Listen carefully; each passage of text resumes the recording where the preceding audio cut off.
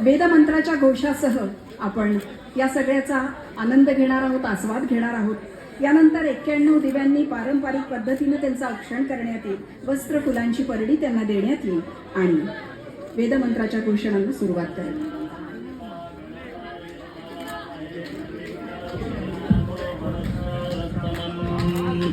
ज्येष्ठराजं ब्रह्मणां ब्रह्मणस्पत नः शृण्वन्नोतिभिस्वेदसादनम् ॐ स्वस्ति नो मिमेदामश्विना भगः स्वस्ति देव्यदेतिर्नरवणाः स्वस्ति पूषा असुरो ददातु नः स्वस्ति द्यावा पृथिवी शुचेतु नः स्वस्तये वायमुपप